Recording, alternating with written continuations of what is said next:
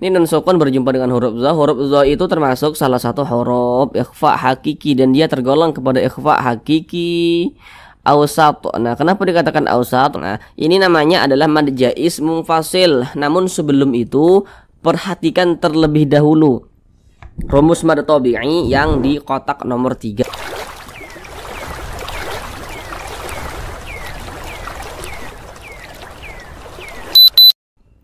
Assalamualaikum warahmatullahi wabarakatuh. Apakah Bapak Ibu saudara semuanya belum lancar dalam membaca Al-Quran, masih terbata-bata, kemudian juga belum memahami ilmu tajwid? Mari belajar mengaji Al-Quran bersama kami. Akan kami jelaskan tajwidnya dengan pelan-pelan, sehingga dengan penjelasan yang pelan-pelan maka insya Allah Bapak Ibu saudara semuanya langsung dapat memahami ilmu tajwid Al-Quran dengan mudah. Kemudian juga dengan kita memahami ilmu tajwid Al-Quran, maka insya Allah bagi yang membaca Al-Qurannya itu masih terbata-bata, belum lancar, bisa secepatnya lancar. Namun sebelum itu kami doakan terlebih dahulu, semoga Bapak Ibu saudara semuanya senantiasa dalam keadaan sehat, dipermudah segala urusannya, dikabulkan segala hajatnya, dan senantiasa dilancarkan rezekinya oleh Allah Subhanahu wa ta'ala. Amin amin ya rabbal alamin. Baiklah, langsung kita mulai belajar mengaji Al-Qur'annya. Kita kali ini akan belajar mengaji Al-Quran dengan penjelasan tajwidnya yang pelan-pelan, yakni pada surah Al-Baqarah ayat 210. Di sini akan kami bacakan terlebih dahulu dengan pelan-pelan. A'udzu billahi minasy syaithanir rajim. Bismillahirrahmanirrahim. Hal yanzuruna illa ya'tiyahumullahu fi dhulalin minal ghamami wal malaikatu wa qudiyal amr wa ilallahi turja'ul umur.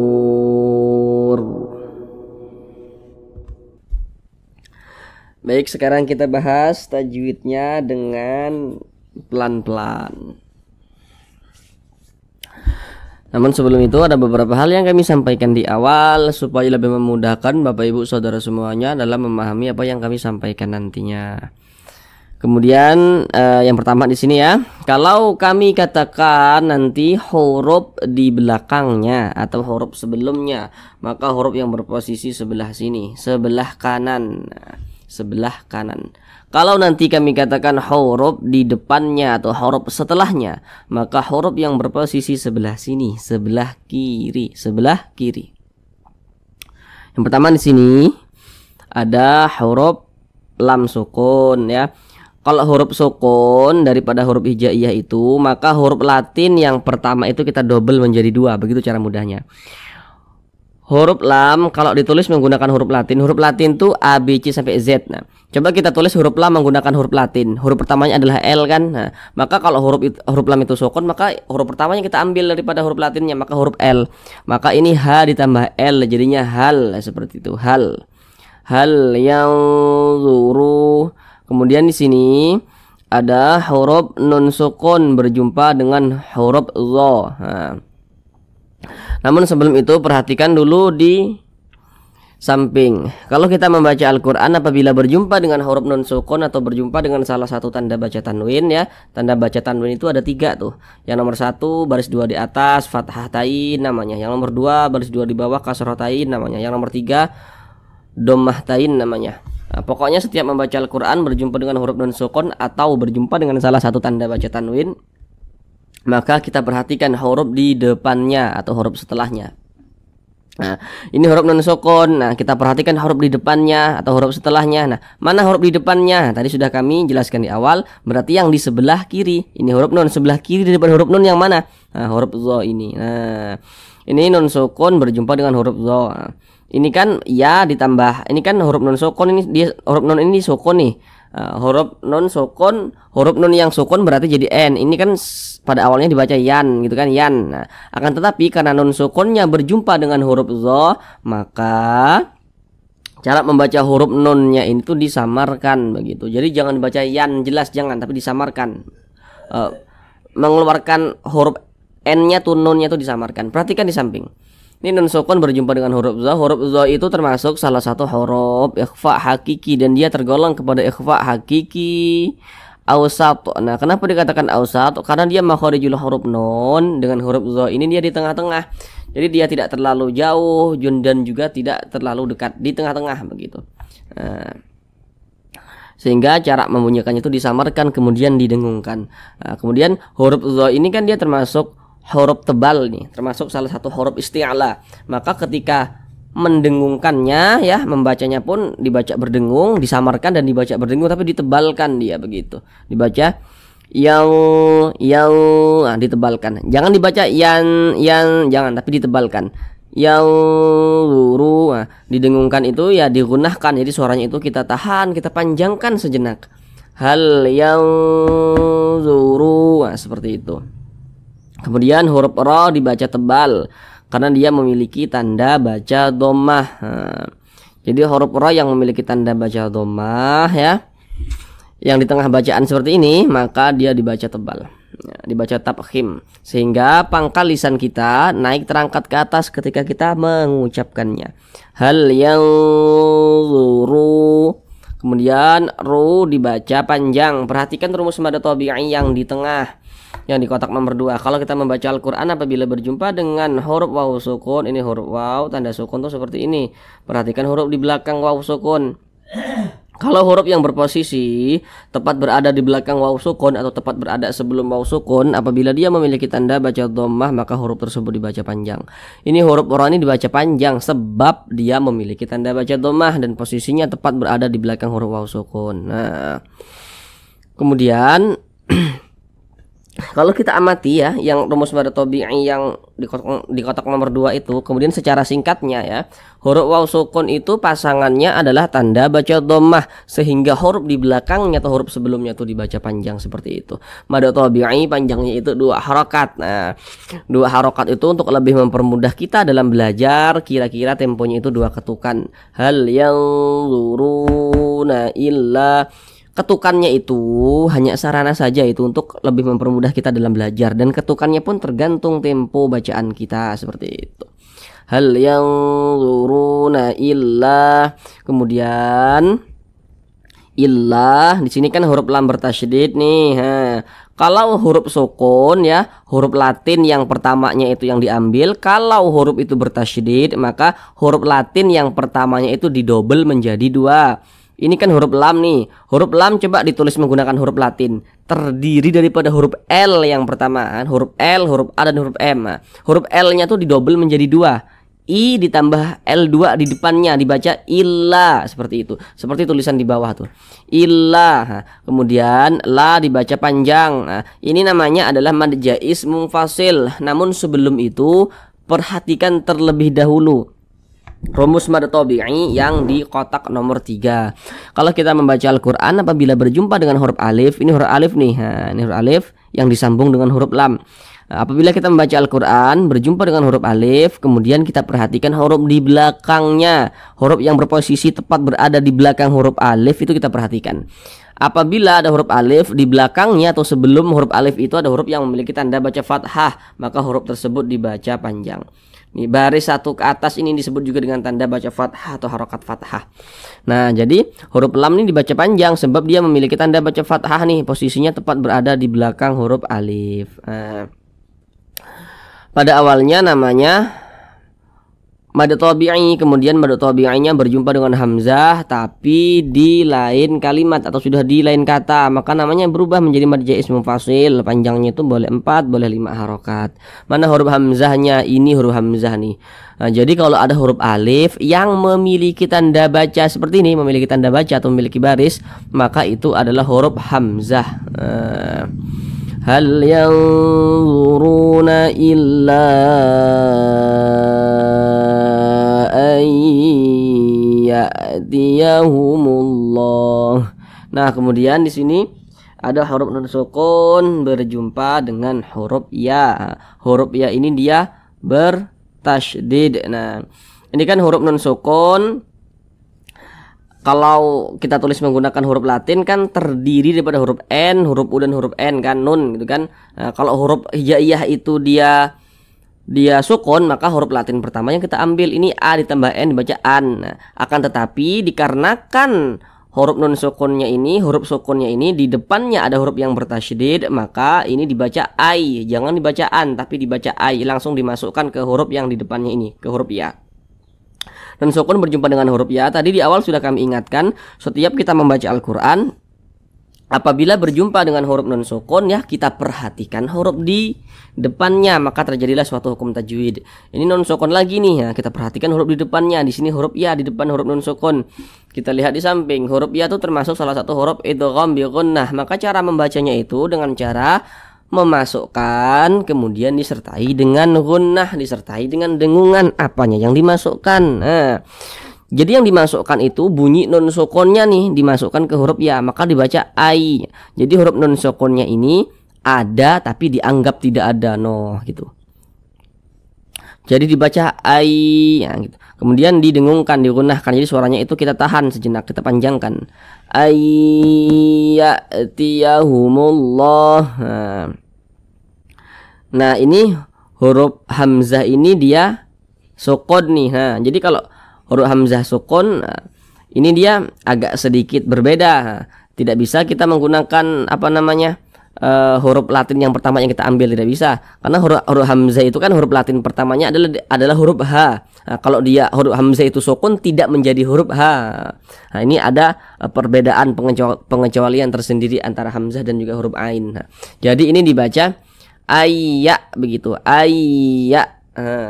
Ayyatiyahumullah. Kemudian di sini ada lafaz Allah nih. Setiap kita membaca Al-Qur'an apabila berjumpa dengan lafaz Allah, maka kita perhatikan huruf di belakang lafaz Allah atau huruf sebelum lafaz Allah yang memiliki tanda baca.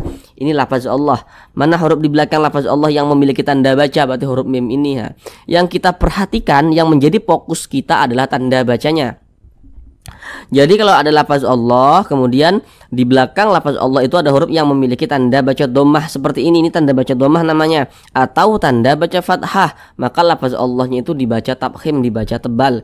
Ini lafaz Allah di belakangnya ada tanda baca dhammah nih, maka dibaca tebal, maka dibaca ayyatiyahumullah, humullah. Nah, dibaca tebal seperti itu, jangan dibaca humullah, jangan. Nah, kemudian di sini huruf lam ini bertasydid. Nah, huruf hijaiyah yang bertasydid, maka huruf Latin pertama didobel menjadi 2.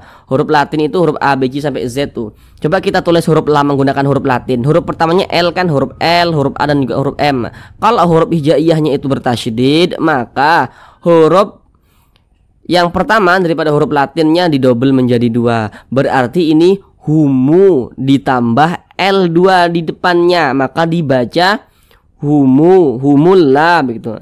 Ayyatiyahumullah, humullah begitu kan. Nah, akan tetapi tadi di awal bagaimana kaidahnya? Kalau ada lafaz Allah di belakangnya ada tanda baca dhammah, maka lafaz Allahnya dibaca tebal. Nah, maka humullah dibaca humullah seperti itu. Kemudian di sini ada alif lam berjumpa dengan huruf lam. Nah, setiap membaca Al-Qur'an apabila berjumpa dengan huruf alif lam nih, kita perhatikan huruf di depan daripada huruf lamnya tuh kita perhatikan.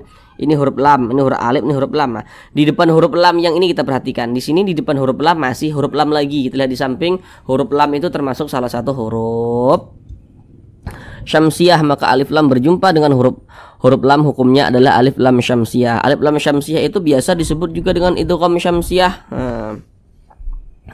Karena dia cara membaca huruf lamnya ini dibaca idgham. Jadi huruf lamnya ini dia tidak dibaca langsung masuk ke huruf yang di depannya. Jadi langsung masuk ke huruf lam yang ini. Makanya di sini kan huruf lamnya tidak ada tanda bacanya. Jadi jangan bingung. Hal yanzuruna illa ayyatiyahumullah. Nah, kemudian di sini lafaz Allah dibaca panjang. Perhatikan tanda mad atau tanda panjang yang di kotak nomor 4. Kalau membaca Al-Quran apabila berjumpa dengan huruf yang di atasnya memiliki tanda baca fathah berdiri atau alif kecil ya, maka huruf yang memiliki tanda baca fathah berdiri atau alif kecil, maka huruf tersebut dibaca panjang. Nah, ini huruf lam nih, huruf lam. Di atasnya ada tanda baca fathah, tapi dia bentuknya itu berdiri, berbentuk alif kecil seperti ini. Nah, maka huruf yang di atasnya memiliki tanda baca fathah berdiri yang seperti ini, maka dia dibaca panjang. Nah, ini namanya mad tabi'i, panjangnya 2 harokat. Hal yanzuruna illa ayyatiyahumullahu fiha. Fi dibaca panjang. Perhatikan rumus mad tabi'i yang di kotak nomor 1. Kalau kita membaca Al-Quran apabila berjumpa dengan huruf ya sukun, ini huruf ya, tanda sukun itu seperti ini. Nah, kemudian kalau membaca Al-Quran berjumpa dengan huruf ya sukun, ya kita perhatikan huruf di belakangnya atau huruf sebelum ya sukun. Kalau ada huruf yang memiliki tanda baca kasroh, maka huruf yang memiliki tanda baca kasroh yang berposisi tepat berada di belakang huruf ya sukun dibaca panjang begitu.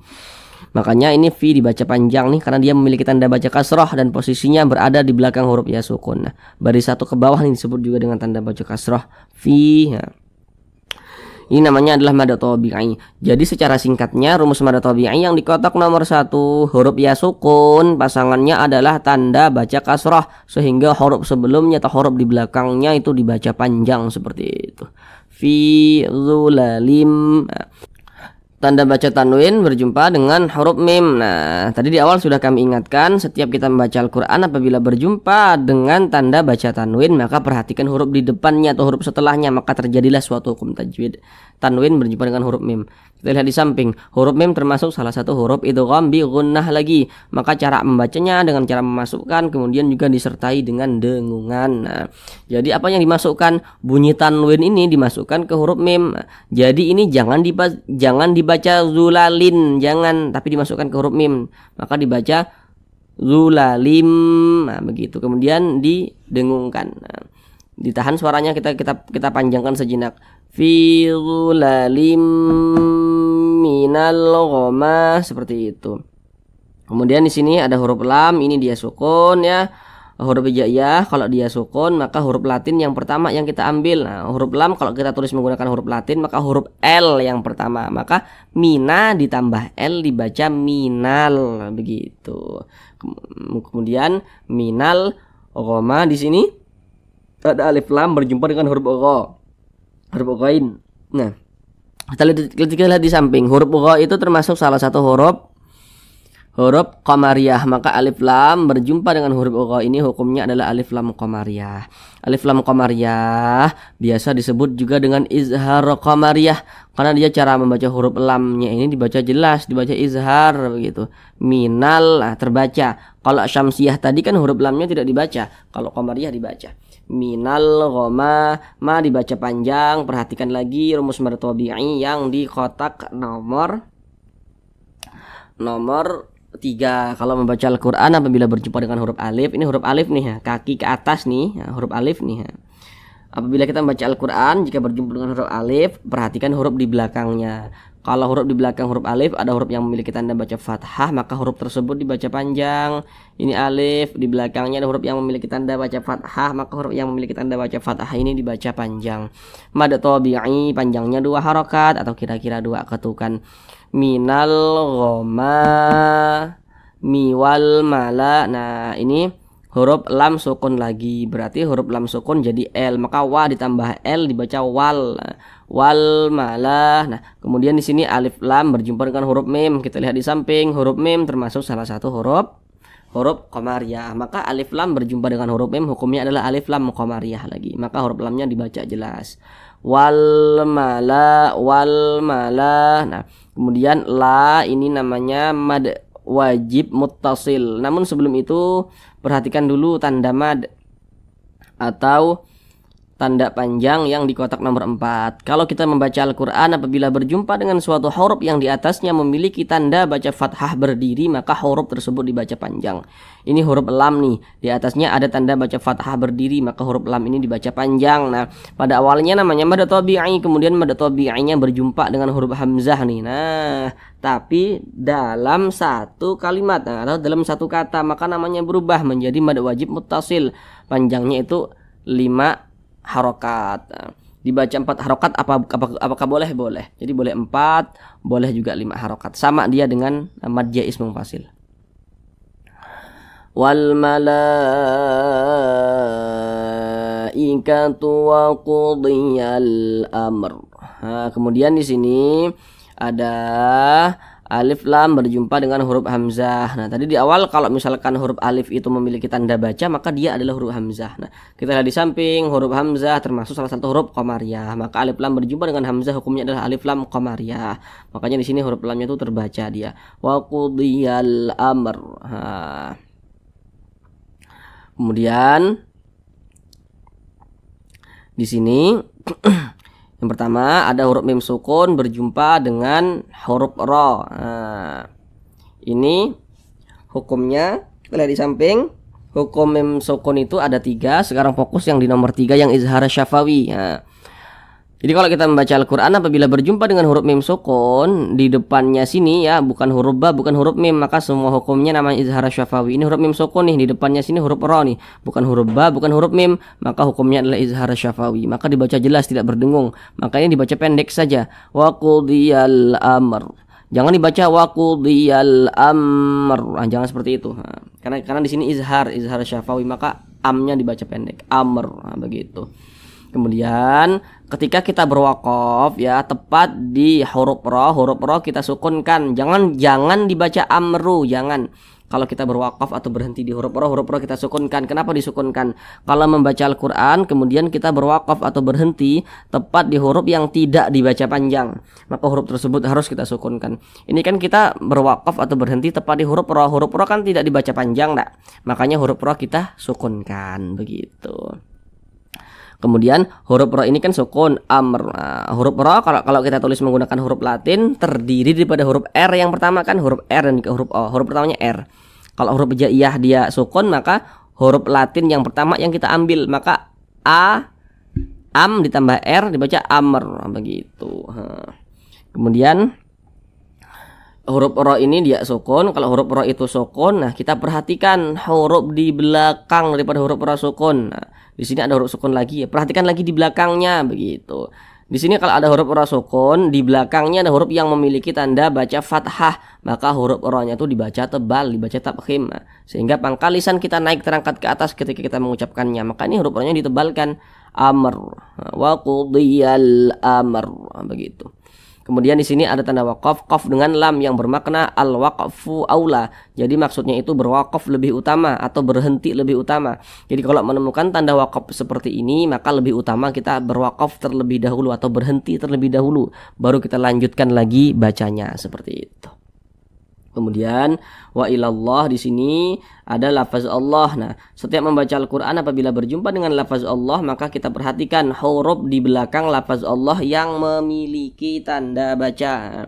Ini lafaz Allah. Mana huruf di belakang lafaz Allah yang memiliki tanda baca? Berarti huruf lam ini. Nah, maka tanda bacanya yang kita perhatikan. Nah, kalau ada lafaz Allah di belakangnya ada huruf yang memiliki tanda baca fathah, maka lafaz Allahnya ini dibaca tebal, dibaca tafkhim. Nah, makanya ini dibaca wa ilallah. Jangan dibaca wa ilallahi turja'ul, jangan, tapi ditebalkan wa ilallah, seperti itu. Kemudian di sini huruf lam ini bertasydid. Nah, cara mudah membaca huruf lam bertasydid yakni huruf Latin yang pertama daripada huruf lam didobel menjadi 2. Huruf Latin itu A, B, C sampai Z. Kalau kita tulis menggunakan huruf Latin, coba kita tulis huruf lam tuh menggunakan huruf Latin. Huruf pertamanya adalah huruf L kan. Nah, maka la ditambah L2 di depannya, maka dibaca wa ilallah begitu kan. Nah, wa ilallah. Kemudian tadi kaedahnya kalau ada lafaz Allah sebelumnya ada huruf yang memiliki tanda baca fathah, maka lafaz Allahnya dibaca